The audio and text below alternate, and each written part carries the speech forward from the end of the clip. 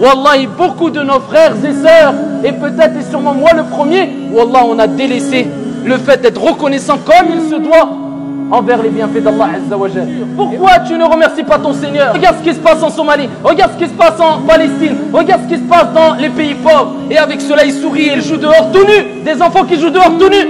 Et ils remercient Allah, ils sont heureux, alhamdulillah. Le jour où maintenant les gens ne font que se plaindre de jour comme de nuit. Il y a même des gens qui se plaignent, wal'iyadu billah, de certains bienfaits qu'Allah leur a donnés après que eux-mêmes les demandaient à Allah Azza wa Jal.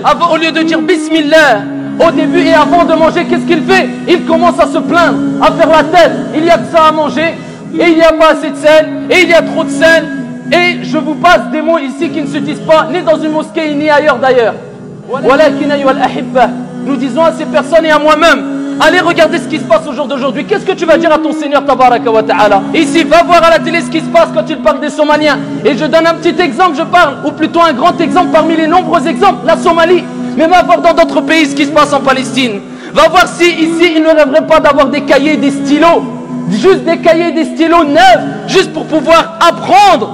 Pour pouvoir apprendre que ça soit des sciences religieuses ou profanes.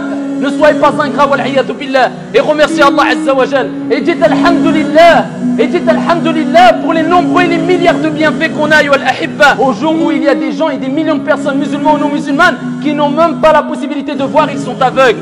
Au jour où il y a des gens qui ne peuvent pas parler parce qu'ils sont sourds ou muets. Des gens qui ne peuvent pas marcher parce qu'ils sont handicapés. Mais non, nous qu'est-ce qu'on fait? On veut toujours plus.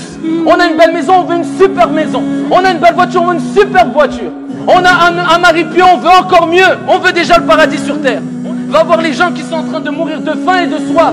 Des frères comme des sœurs à titre d'exemple. Ils disent, oh, encore de la vaisselle. Le jour où il y a des gens qui rêveraient de pouvoir avoir de la vaisselle à laver. Mais ils n'ont rien à manger. Comment voulez-vous qu'ils fassent la vaisselle? Nous maintenant on a tellement qu'on se plaint parce qu'on a beaucoup de vaisselle.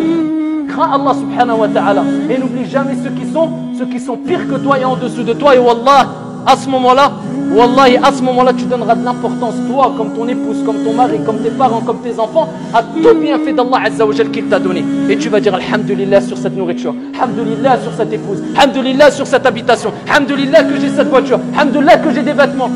صدق جل وعلا إذ يقول في كتابه العزيز وإن تعدوا نعمة الله لا تحصوها. Et si vous essayez de dénombrer les bienfaits d'Allah Azza wa Jal, wallahi vous pourrez jamais, vous essayez de compter les bienfaits d'Allah Azza wa Jal, vous ne pourrez jamais les dénombrer, c'est impossible. Regarde juste ton corps et regarde les millions de bienfaits qu'il y a dans ton corps, les yeux, la vue, le goût, la marche, le pied, les mains, tous ces bienfaits. Est-ce que tu as déjà dit alhamdulillah ya Rab de m'avoir donné des mains, alhamdulillah ya Rab de m'avoir donné des yeux, alhamdulillah ya Rab de m'avoir donné une langue? C'est un test. Allah Azza wa Jalla, il nous éprouve par le mal et le bien. Allah t'a donné ce bienfait, il ne t'appartient pas, il appartient avant toi à qui? Celui qui te l'a donné le premier, c'est-à-dire Allah Azza wa Jalla.